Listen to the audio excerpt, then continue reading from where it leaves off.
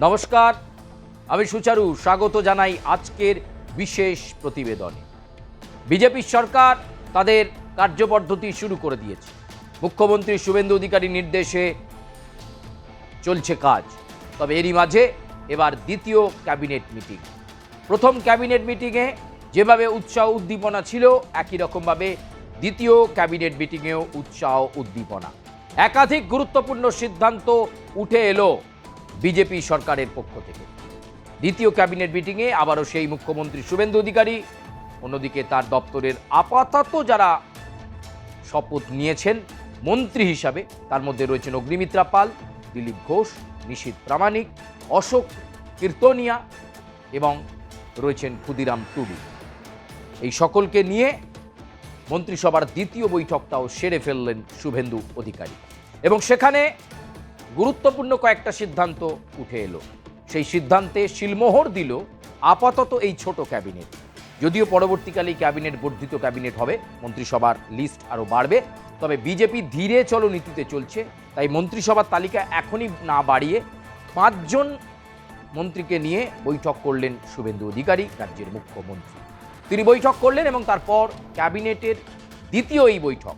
প্রথম ক্যাবিনেট হয়েছিল 1 সপ্তাহ আগে, আজকে দ্বিতীয় ক্যাবিনেট বৈঠক এবং সেই দ্বিতীয় ক্যাবিনেট বৈঠকে বেশ কয়েকটি গুরুত্বপূর্ণ সদর্থক সিদ্ধান্ত উঠে এলো এই রাজ্য সরকারের তরফে।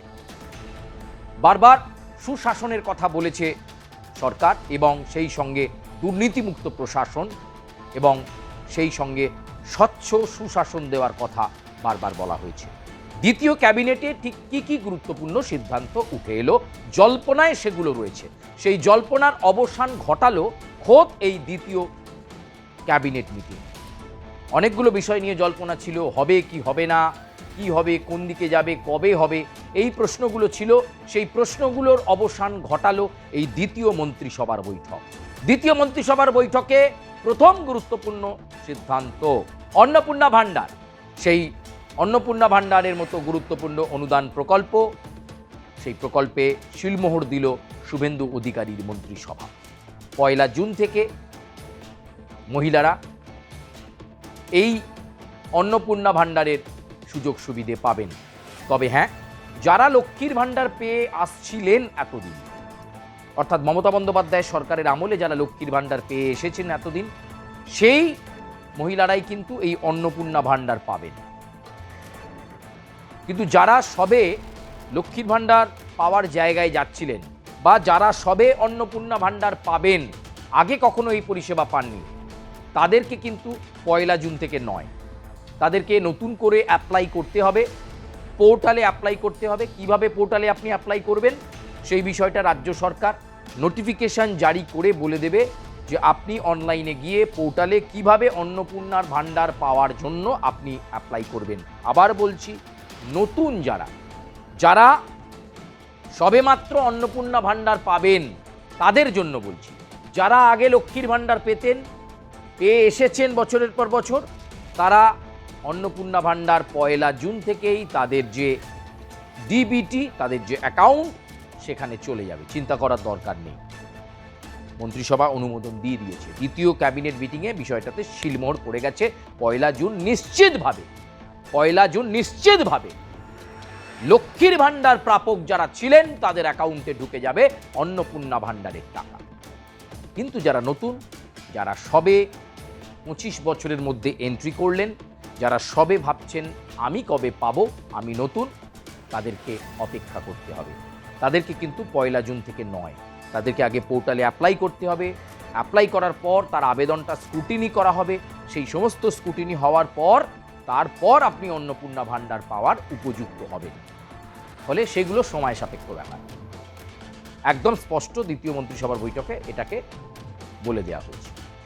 এরপরে আসি আজকে দ্বিতীয় পয়েন্ট, অত্যন্ত গুরুত্বপূর্ণ এবং নতুন পয়েন্ট, 7ম পে কমিশন বা 7ম বেতন কমিশন। সেই 7ম বেতন কমিশনে শিলমোহর দিয়ে দিল শুভেন্দু অধিকারীর মন্ত্রিসভা। ক্যাবিনেটের বৈঠকে দীর্ঘ সময় ধরে এ নিয়ে তোলপাড় হয়েছে। স্টেট রাজ্য সরকারি কর্মীরা তোলপাড় করেছেন আন্দোলন করে। তাদের জন্য সুখবর বলা যেতে পারে, 7ম পে কমিশন, তাতে অনুমোদন দিল বর্তমান রাজ্য সরকার। সরকারি কর্মচারীরা এই রাজ্যের তারা অন্তত খুশি হবেন। তাদের জন্য এটা বড় খবর, নিঃসন্দেহে বড় খবর। সপ্তম পে কমিশন তার অ্যালটমেন্ট হয়ে গেল, অর্থাৎ তারা পাবেন তাদের ন্যায্য দাবি দেওয়া সপ্তম পে কমিশনে অনুমোদন। দ্বিতীয় গেল। তৃতীয় বিষয়ে আসুন। পয়লা জুন থেকে রাজ্যের মহিলারা সমস্ত সরকারি বাসে, জেলার যে প্রান্তে সরকারি বাস চলে, জেলার কোনায় কোনায় যেখানে যেখানে সরকারি বাস চলে, কলকাতা তো বটেই, এছাড়াও রাজ্যের বিভিন্ন জেলায় যেখানে সরকারি বাস চলে সেই বাসে মহিলারা নিশ্চিন্তে উঠে পড়তে পারেন। তার একটা টাকাও টিকিট কাটতে হবে না। ফ্রিতে যাত্রা করবেন, ফ্রিতে অ্যাভেল করবেন পয়লা জুন থেকে, অন্য কোনো দিন নয়। একদম পয়লা জুন থেকে স্টার্ট হয়ে গেল মহিলাদের জন্য। সরকারি বাসে আপনারা ফ্রিতে যাবেন।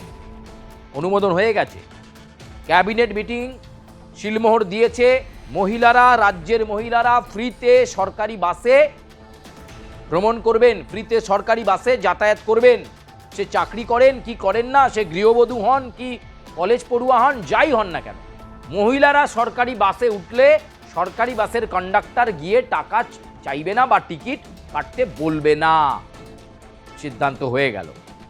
চতুর্থ খুব গুরুত্বপূর্ণ সিদ্ধান্ত, ধর্মীয় সহায়তা প্রকল্প সেটা আপাতত বন্ধ। ধর্মীয় সহায়তা প্রকল্প আপাতত বন্ধ।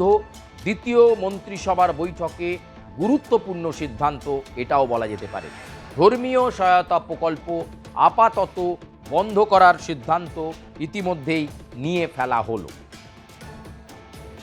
কোনো ধরনের কোনো রকম ধর্মীয় সহায়তা প্রকল্প যেগুলো রানিং ছিল সেগুলো আপাতত দেয়া হবে না, আপাতত বন্ধ। পরবর্তী ক্যাবিনেট মিটিং পর্যন্ত অপেক্ষা করতে হবে, বা পরেই ডিসিশনস হয়তো আরও ডিটেলস আসছে, নতুন কোনো পরিকল্পনা রাজ্য সরকারের রয়েছে। তবে আপাতত ধর্মীয় সহায়তা প্রকল্প বন্ধ।